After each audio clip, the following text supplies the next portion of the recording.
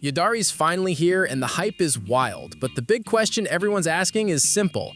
Is she worth your pulls? And more importantly, is she only good when paired with Lucia, or can she stand on her own as a top-tier DPS?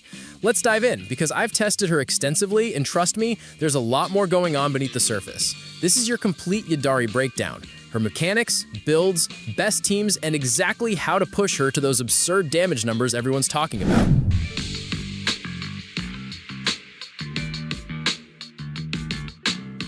Yidhari's gameplay revolves around a thrilling risk-reward loop. She's a DPS who thrives when her HP is low.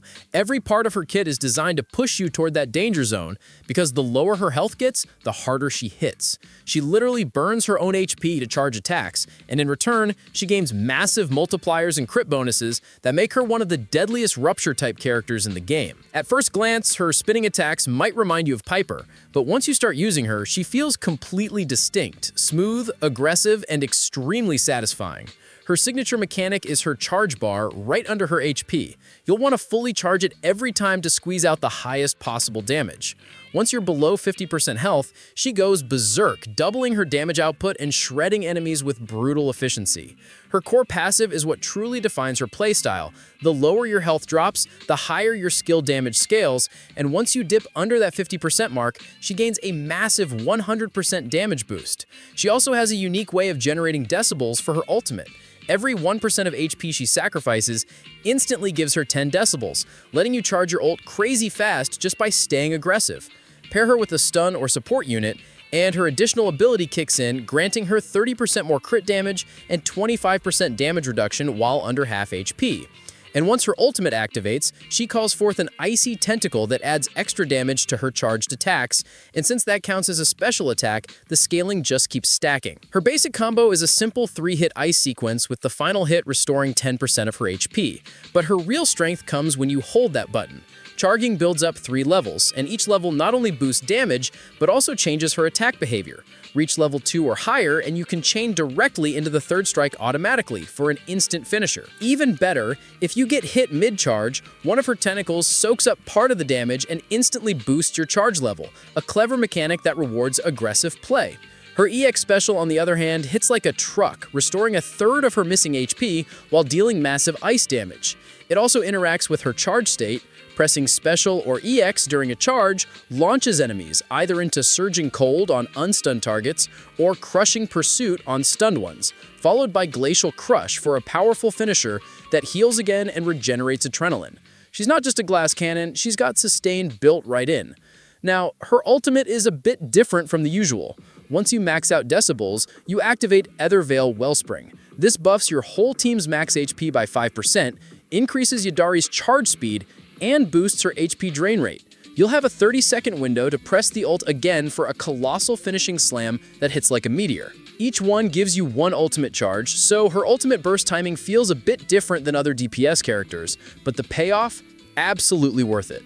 For skill leveling, go straight for her core skill first, then her EX special, and follow with her basic and ultimate. Her assist and dodge come last, but they're still handy for mobility and survival. As for combos, there are 2 main ones to master. Charge fully, follow with the enhanced basic, and finish with a normal attack chain. The stun combo is her real nuke. Start a chain with another agent, swap to another agent for another chain, then come back in to unload her ultimate and full combo rotation. It sounds complex, but once you practice it, it flows beautifully.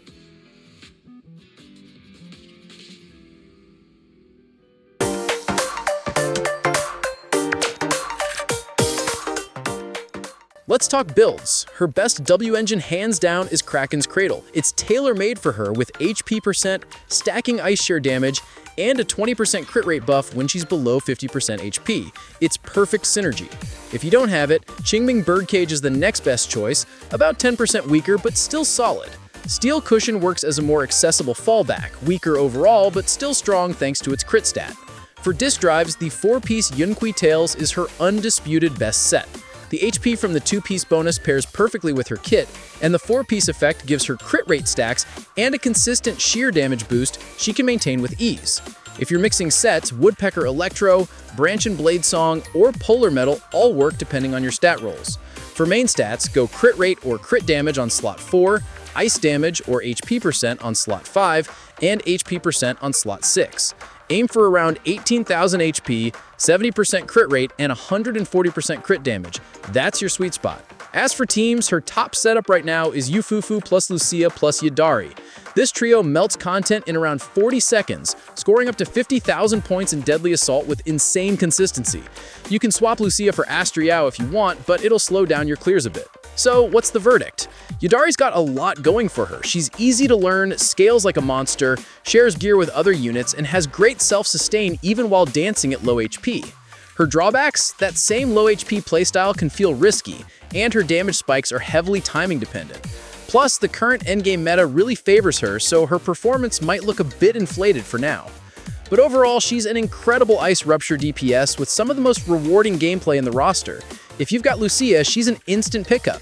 If you didn't, maybe skip and save for what I think is probably the upcoming supposed Void Hunter, Ye Shengguang. But what do you think? Let me know your thoughts in the comments below. If you enjoyed this breakdown and found it helpful, make sure to subscribe for more. Thanks for watching, take care, and I'll catch you in the next one. Peace.